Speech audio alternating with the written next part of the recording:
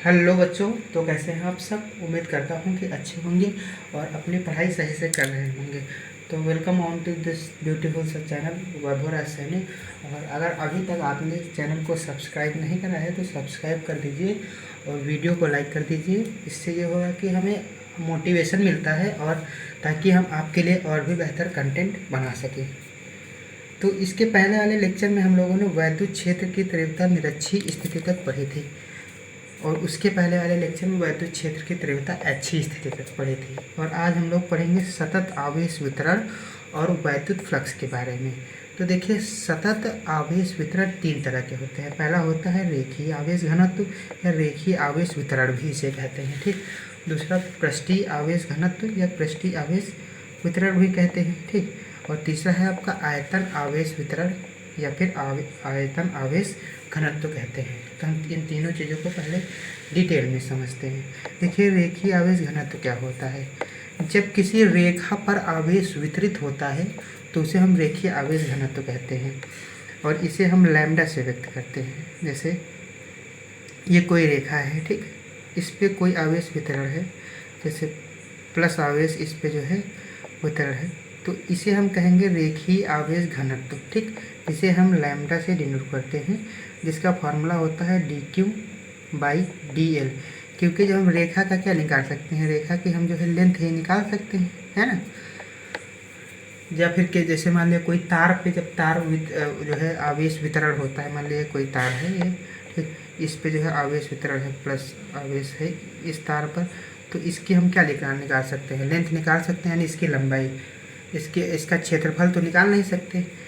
तो जिसका जो है हम यानी एक रेखा में है ना वो, तो जिसके हम लंबाई निकाल सकते हैं उसे कहते हैं हम रेखीय आवेश, ठीक। जिस रेखा में आवेश जो है वितरण होता है उसे कहते हैं रेखीय आवेश घनत्व, ठीक, या रेखीय आवेश वितरण। इसे हम लैम्डा से व्यक्त करते हैं, जिसका फार्मूला होता है dq/dl, है ना। dq/dl इसका भी देखिए हम बता रहे हैं। ये dq मतलब होता है इस पे पूरा आवेश कितना है, q आवेश है ना। लेकिन अगर हम यहाँ एक छोटे से पार्ट में देखें तो ये छोटा सा पार्ट क्या होगा, यहाँ पे dq आवेश होगा। और इस सब यहाँ पे कई सारे dq हैं, 1 dq 2 dq 3 dq 4 dq, ठीक, यानी कई सारे होंगे। और इसकी भी यहाँ पे अगर लेंथ लें तो dl लेंथ होनी चाहिए, क्योंकि हम छोटा सा पार्ट ले रहे हैं ना। जब छोटा सा पार्ट लेंगे तो dl लेंथ हो जाएगी और उस छोटे से पार्ट में आवेश लेंगे तो dq आवेश हो जाएगा। अब जैसे हम इन दोनों का पूरा का निकालें तो इसे जो है लैम्डा से गुणा कर देंगे, लैम्डा बराबर dl गुणे dq, और फिर उसके बाद इसका हम इंटीग्रेशन कर देंगे, यानी समाकलन कर देंगे। तो लैम्डा आपका क्या आ जाएगा, बाहर आ जाएगा, अंदर क्या हो जाएगा dl बराबर, यहाँ से कोई चीज़ जैसे d आगे लगा है तो हम इंटीग्रेशन का साइन लगाते हैं और d हट जाता है, ठीक। तो यहाँ पे क्या हो गया q, और इसको हम क्या करें, यहाँ पे भी d हट जाएगा, l बचेगा, ठीक। तो यहाँ पे फार्मूला क्या हो जाएगा, लैम्डा बराबर q/l, आपका ये एक भी फार्मूला हो जाएगा, ठीक। इस फार्मूले पे अभी हम लोग आगे डेरिवेशन भी करेंगे। इस फार्मूले पे भी होगा वही फार्मूला है, इसको इधर से घुमा लेंगे बस, है ना। उसके बाद हम लोग पढ़ेंगे पृष्ठीय आवेश घनत्व। जब आवेश किसी सतह पर वितरण, जैसे मान लीजिए कोई हमारी सतह है, ठीक, ये हमारी कोई सतह है, इस पे कोई आवेश जो है वितरण होता है, तब इसे हम कोई पृष्ठ पर, ठीक, तो इसे हम कहेंगे पृष्ठीय आवेश घनत्व। क्या कहेंगे, पृष्ठीय आवेश घनत्व। जब किसी पृष्ठ पर आवेश वितरण होता है तो उसे हम पृष्ठीय आवेश घनत्व कहते हैं। तो पृष्ठ का हम क्या निकालते हैं, क्षेत्रफल। क्या निकालते हैं, क्षेत्रफल निकालते हैं ना। क्षेत्रफल को हम लोग इंग्लिश में एरिया कहते हैं, ठीक। अब जैसे यहाँ पे तो इसे हम किससे व्यक्त करते हैं, सिग्मा से। तो इसका फार्मूला होता है सिग्मा बराबर dq, यानी जो आवेश जो है क्या है, वितरण है, ठीक, अपॉन dA, यानी कितने क्षेत्रफल में वितरण है, ठीक। तो इसे देखिए, यहाँ पे ये जो है dq और dA हम छोटे क्षेत्रफल के लिए ले रहे हैं। मान लीजिए कोई एक छोटा क्षेत्रफल है, यहाँ पे dq आवेश है और इसका जो है dA जो है क्या है, एरिया है, ठीक। तो ये dA जो है क्षेत्र में dq आवेश वितरण है। अब जैसे हम पूरे में निकालें तो इसका क्या कर देंगे, समाकलन कर देंगे, सिग्मा से dA का गुणा कर देंगे और dq, इसको क्या कर दिया, इंटीग्रेट कर दिया, तो सिग्मा बाहर हो गया डी ए। अब यहाँ पे हमने बताया है कि जब डी होता है तो समाकलन लगाते हैं और डी जो है हटा देते हैं, तो यहाँ क्या बचेगा क्यू। ठीक, यहाँ पे इसी तरह सिग्मा, यहाँ पे भी समाकलन लगा है, समाकलन लगा दिया और डी जो है हमारा हट जाएगा, तो हम क्या गया ए बराबर क्यू ए। ठीक, तो सिग्मा बराबर क्या आ जाएगा, क्यू बराबर ए, यानी कितना आवेश कितने क्षेत्रफल में यानी कितने पृष्ठ में वितरण है। अब उसके बाद उम्मीद करता हूँ कि ये चीज़ आपको समझ में आया होगी, पृष्ठीय आवेश घनत्व। उसके बाद हम लोग पढ़ते हैं आयतन आवेश घनत्व। आयतन क्या होता है, जब किसी जैसे घन पे आवेश हो, यानी कोई 3D डायग्राम है, जैसे हमारा घन है, ये हमारा क्या है 3D डायग्राम है, यानी 3 डायमेंशनल डायग्राम हो और उस पे आवेश वितरण होता है, तो उसे हम क्या कहते हैं, आयतन आवेश घनत्व। यानी जब किसी का हम आयतन जिसका निकालें, ठीक, से सॉलिड वस्तु होती है उनका हम क्या निकाल सकते हैं, आयतन निकाल सकते हैं, है ना। तो जो है आयतन आवेश घनत्व तो उसी का निकलेगा जब किसी जो है, जैसे यहाँ पे जब किसी 3D डायग्राम पर जो है आवेश जो है वितरण होता है, तो उसका हम क्या निकालते हैं, आयतन आवेश घनत्व। यानी जब किसी आयतन गोला या घन पर आवेश वितरण होता है तो उसे आयतन आवेश घनत्व कहते हैं। इसे हम रो से डिनोट करते हैं, जो क्या होता है dq बाई dv। dv यानी हम एक छोटा सा पार्ट ले लेंगे, जैसे ये पार्ट ले लिया, यहाँ पे dq आवेश होगा और ये dv आयतन पर होगा। अब जैसे पूरे का निकालें, ठीक, तो पूरे का क्या इसी तरह इंटीग्रेट कर देंगे, dv से गुणा कर देंगे, यहाँ पे क्या हो जाएगा dq। इसको कर दिया इंटीग्रेट तो क्या होगा रो, यहाँ पे कर दिया dv और यहाँ से d हट गया, क्या बचा q। ठीक, इसको हम यहाँ पे करते हैं तो रो और यहाँ पे d हट जाएगा क्योंकि समाकलन लगाया है, तो v हो जाएगा बराबर q। और उसके बाद यहाँ पे रो बराबर क्या हो जाएगा, रो बराबर q बाई v, यानी कि आवेश जो है कितने आयतन पर जो है वितरण है। तो ये हमारा मेनली फार्मूला हुआ जाके। अब इसके बाद हम लोग किसके बारे में पढ़ेंगे, वैद्युत फ्लक्स के बारे में। किसके बारे में, वैद्युत फ्लक्स। देखिए वैद्युत फ्लक्स क्या होता है, जैसे कोई ये पृष्ठ दिया गया है, ठीक, जैसे ये कोई क्या दिया गया है पृष्ठ, ठीक, तो इस दिए गए पृष्ठ से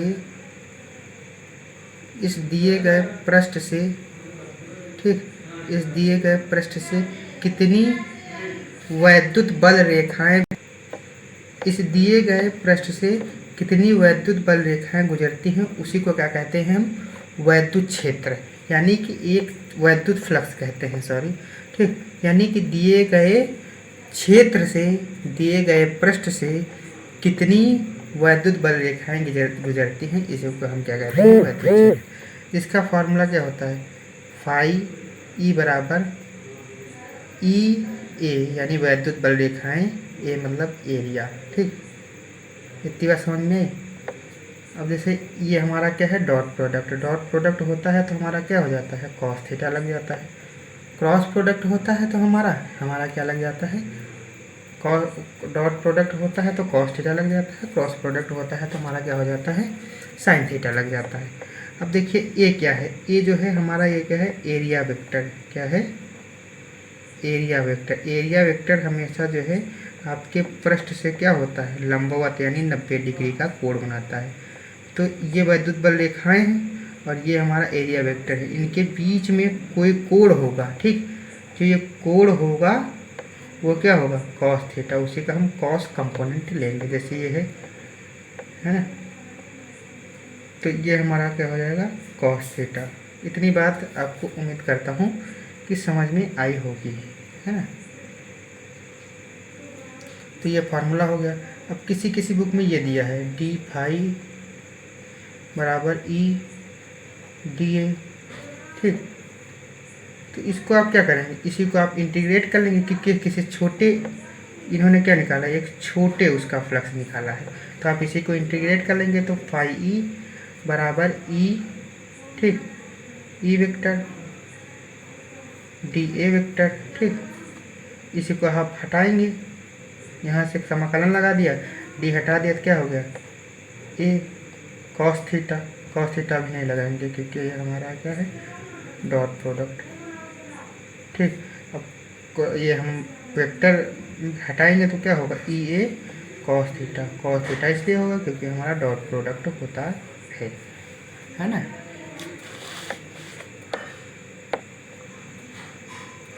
अब यहाँ पे अगर इसका हम क्या निकालें, मात्रक